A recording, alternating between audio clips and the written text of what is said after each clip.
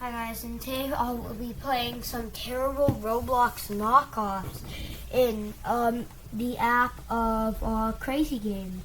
So the first thing that caught my eye, this sparked this idea, was this. Let me see this.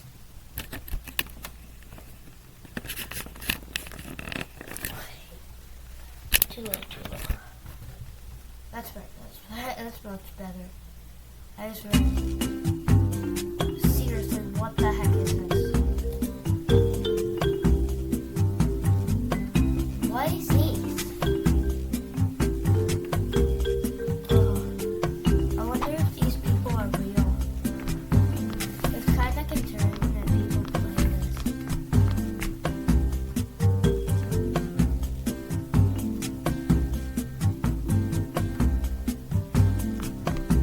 What is this?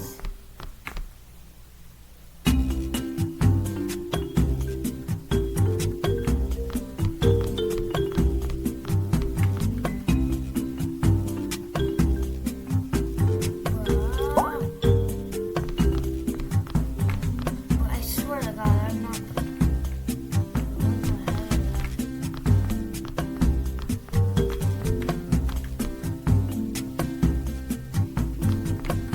I don't care.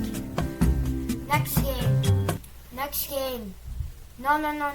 Next game. Next game.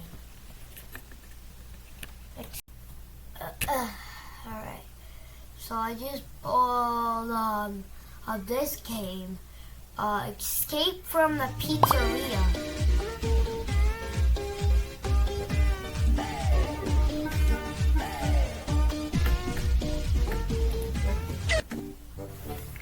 Yes, seriously. ATV. Is there a way to... this is terrible.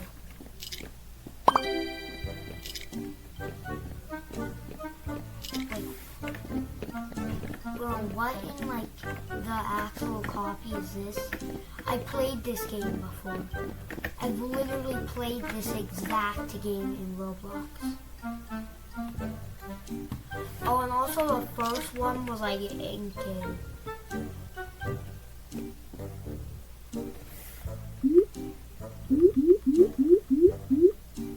You need basement key to unlock.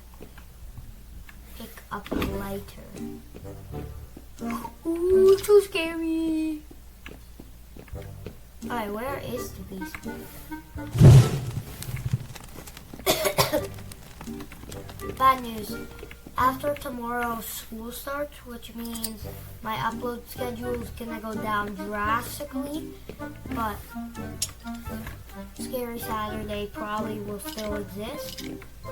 I don't have anything for Sunday, so I'm just gonna basically react to some scary videos or something after I'm done these copy crap. Wow. I think I just... Oh.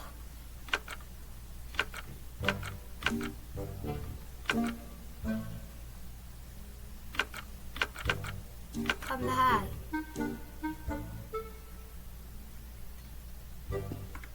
Oh! No, this is broken. This is broken. This is basically unplayable.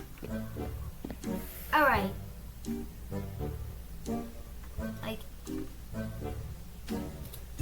Next clip.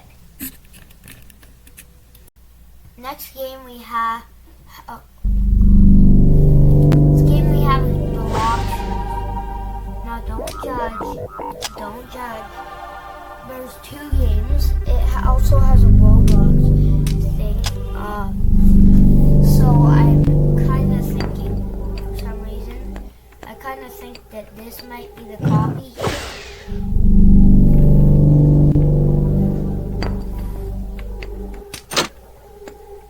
Yeah, this is the same level.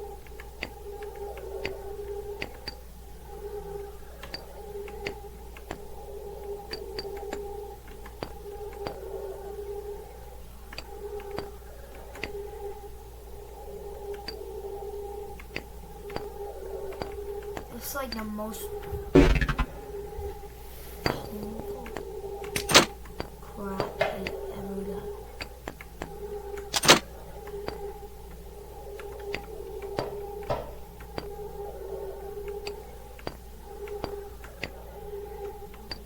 No.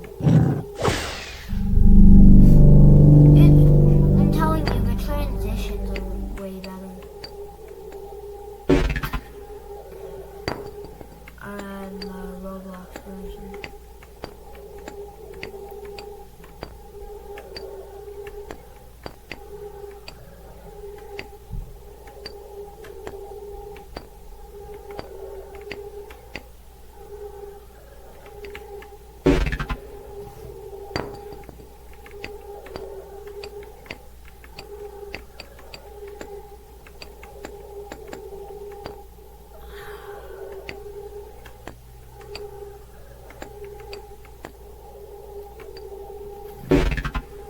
Literally, I gotta like retrace every step I've done.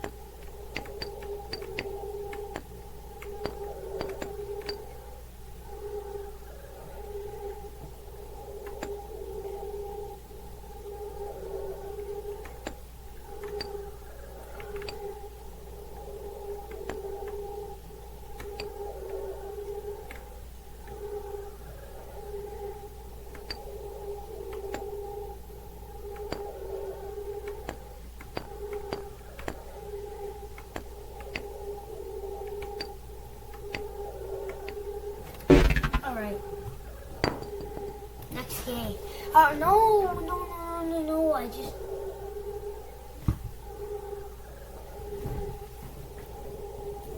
Alright, so, now we're gonna react to some scary videos. Scary videos. Whoa. It's IDK. I have the one and only 24 karat gold Labubu. Now, this is real 24 karat gold, made in the form of a Labubu. Now, he weighs 200 grams. But I use like... I have the one and only 24 karat gold Labubu. Now, this is real 24 karat gold, made in the form of a Labubu. Now, he weighs 200 grams. It cost us £20,000 to have him made.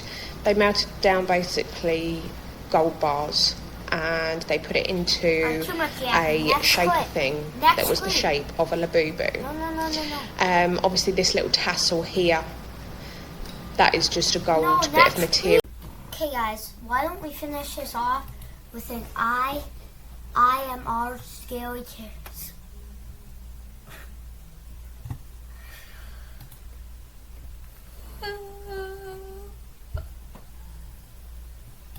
Okay, so why don't we finish this off with an IMR scary tales.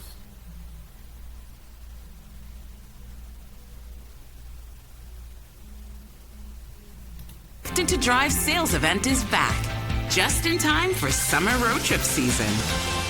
Make this summer electric in a brand new Ioniq 6. Subscribe because I can see you.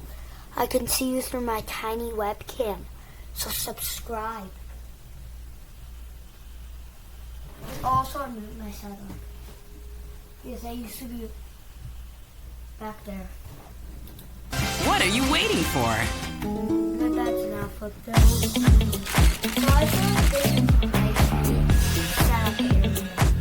I liked it in my video yesterday. I'm a well-known psychiatrist currently residing in Michigan. Though I do adult counseling sessions, my expertise lies in children's psychology. And this happened last year when I visited my sister's house in Louisville, Kentucky. She lived there with her husband and my 7-year-old niece, Emily.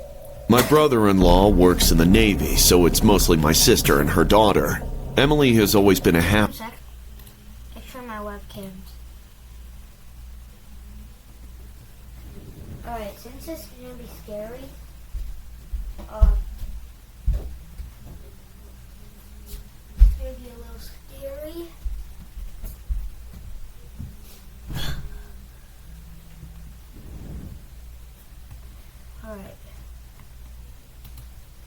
I fall asleep on camera, just know I fell asleep on camera. I mean, I'm tired. It's like 8. Happy, energetic girl. Whenever I would visit, she would run to me and hang like a sloth around my neck, making all kinds of demands. But this time, I noticed something strange. I was sipping the hot coffee when Emily's school bus pulled over. I was getting ready to get showered with pampering and soft giggles of Emily when she walked in with her school bag. She seemed strangely quiet and pale. She didn't even notice me and went straight to her room. "What's wrong? Did you scold her?" My sister answered no and began to cry. She told me how Emily had changed all of a sudden, that she always stays in her room, scribbling in her notebooks. With Emily's dad overseas, I don't know what to do. Jacob, can you help me? I've never seen my sister break down like this before. She had always been the strongest one in our family. I assured her with a hug that I'll look into the matter myself, that I'll talk to my niece.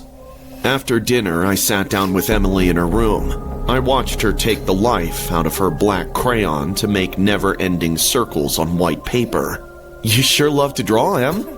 She didn't look at me, just kept greasing the crayon more vigorously. I picked up a couple of her drawings to see what she scribbled. Unlike the usual vibrant chaos, this one particular drawing caught my attention. It was of a worn-out old house depicting a single barred window.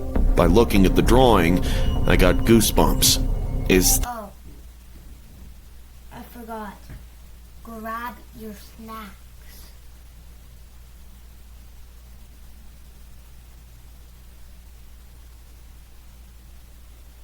Don't stand there. Don't stand there.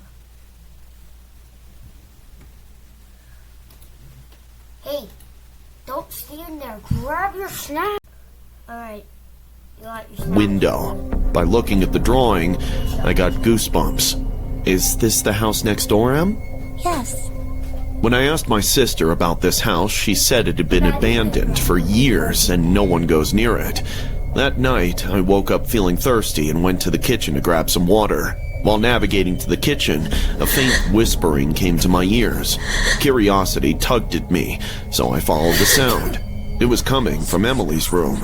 Pushing the door, I found Emily staring out her window and whispering creepily.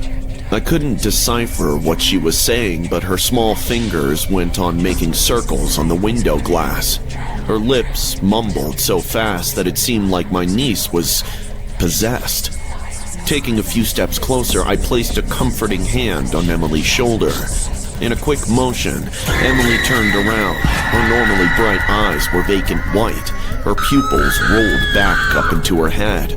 A terrifying smile stretched across her pale face. And then just as abruptly, she fell on the floor. All of a sudden, she just fainted.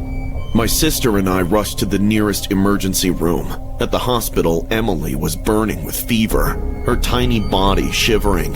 In her sleep, she just kept repeatedly saying, I saw him. I saw him. The house. The house. The abandoned house, Emily's drawings, her terrifying state, they all started to form a disturbing picture. Telling my sister to stay by Emily's side, I decided to take a look at the house next door. Something told me my answers would be there.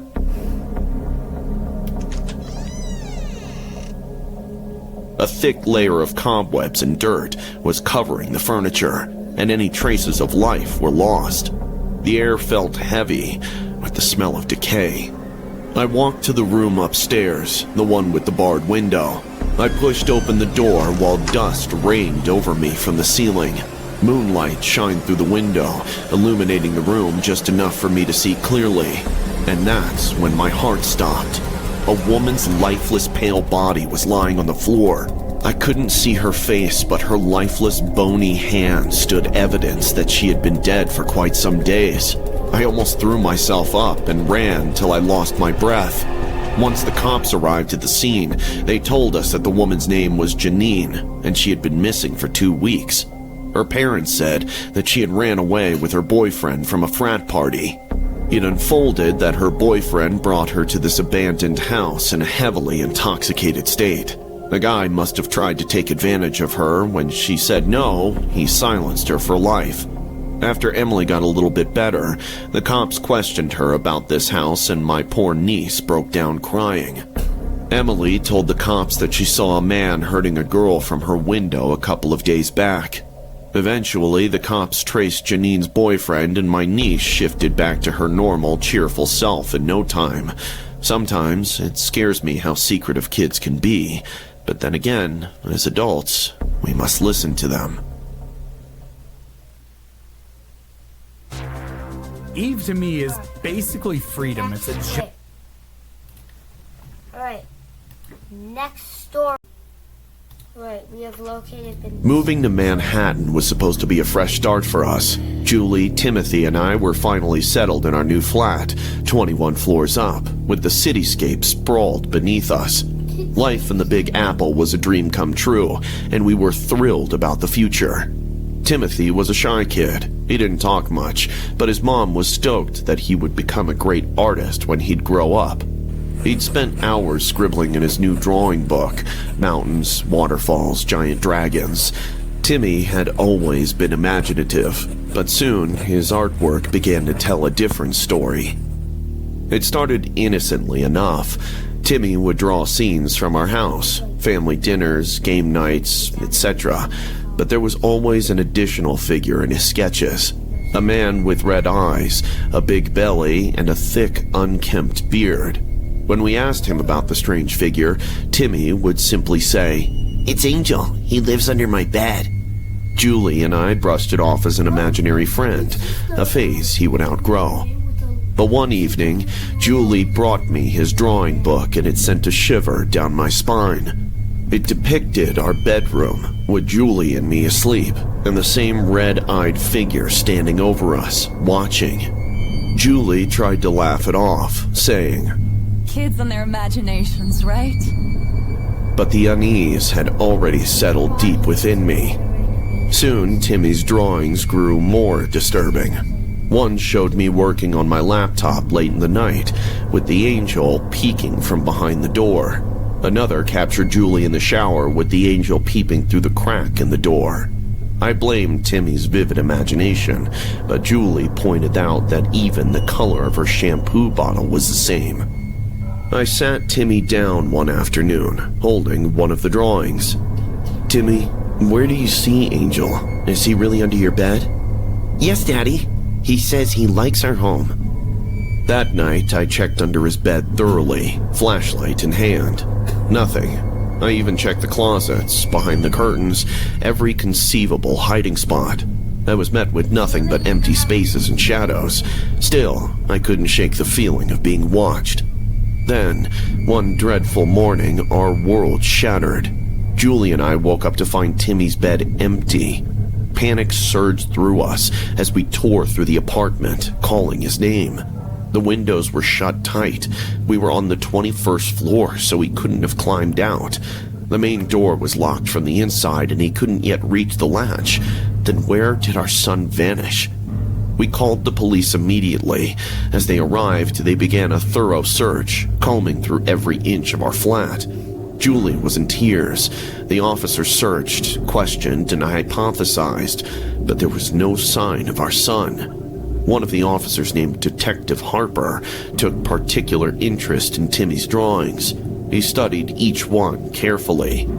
"This Angel, your son mentioned him to you?" "Yes, he said that Angel lived under his bed. We thought it was just a figment of his imagination." Harper's expression turned grim. "We need to take a closer look at the bed." The officers pulled the bed out and started removing the wallpaper, which suddenly revealed a small, false space behind it. My heart pounded as they pulled back the wooden slats, revealing a narrow cavity leading into the darkness. Harper's flashlight beam revealed a shocking sight. It was connected to our neighbor's apartment. They burst into the neighbor's flat, a certain Mr. DeSantos, and there, in a cramped, dimly lit room, was Timmy. He was sitting on the floor, nibbling on a slice of cheesecake, looking dazed but unharmed.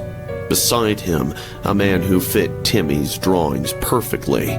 Big belly, unkempt beard, and bloodshot eyes stared blankly at us. "DeSantos, you're under arrest." DeSantos didn't resist. He just smiled, a sickening, knowing smile that made my skin crawl. As the officers led him away, I gathered Timmy in my arms, trembling with relief and horror. Later, we learned the full story. DeSantos had been sneaking into our apartment at night through the hidden passage. He had befriended Timmy, feeding him cheesecakes and earning him trust. He got a kick out of watching us, to fulfill some sadistic, voyeuristic tendencies. I filled me with rage to imagine that he was secretly watching my wife bathing. God knows what all he had seen, completely shattering any privacy that we thought we had. Police informed us that he had already had a previous arrest 4 years ago and had recovered multiple recordings of him filming the tenants who used to occupy our house. It was assumed at the time that the man had broken into the flat, but no one had any clue that he had a secret space to enter our flat. We also learned his first name, Angel. We were a normal, happy Transition, because I don't want the video to be too long and not work. Alright, we're done. Transition. Family.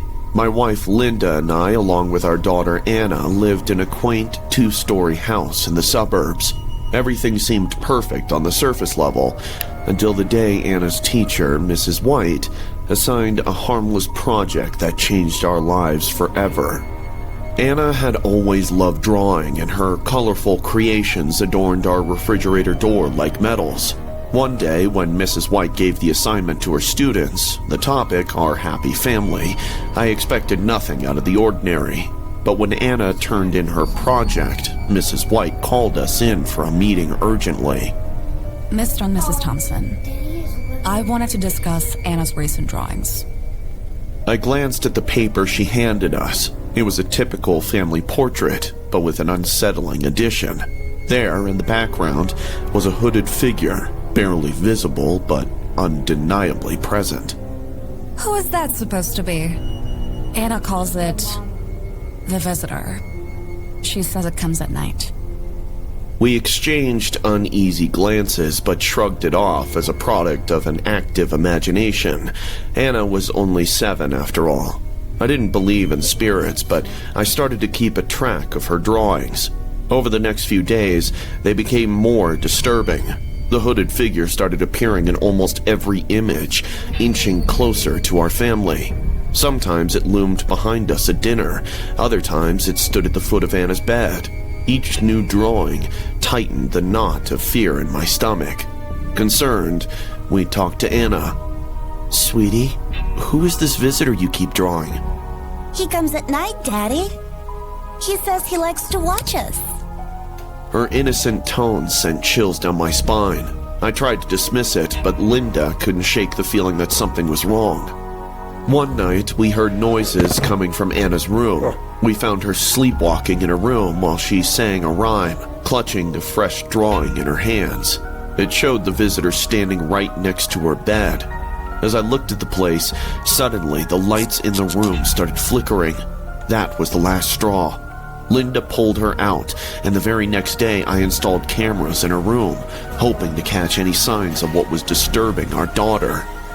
The next afternoon, Linda showed me the drawing. The visitor was wearing a ring with a big red ruby in it. Coincidentally, Linda's ruby ring had been missing for a few days. For 2 nights, we saw nothing unusual.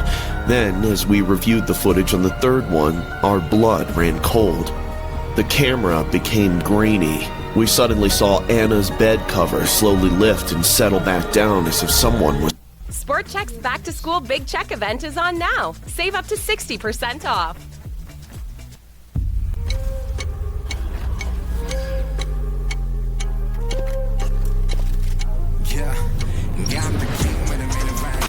was tucking her in.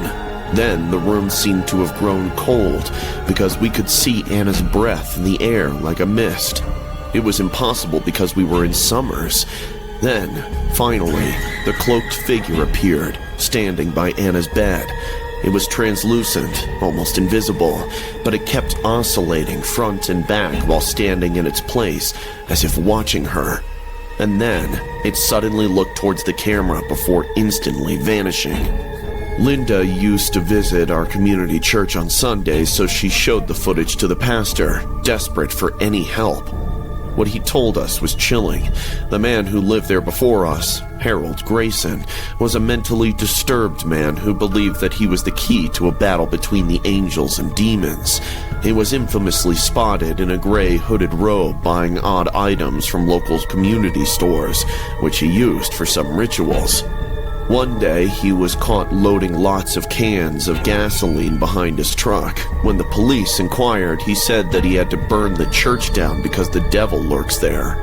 Police broke into his house and found that he was performing rituals and storing dead animals in his refrigerator, which he planned to burn with the church to cleanse the place of spirits. He was arrested and later put in a mental institution, and no one had seen him since. Linda and I packed our bags and decided to move away immediately.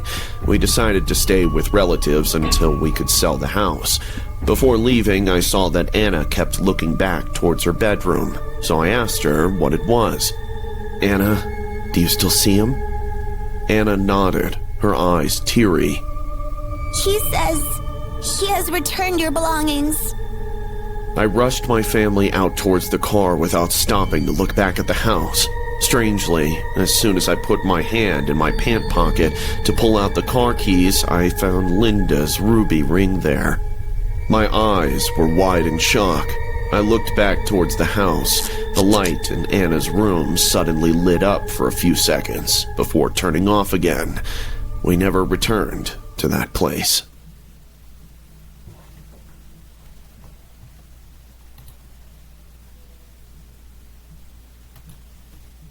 Let me do my outro. I'd like to apologize for this bad camera. Really horrible camera area. Remember to like and sub and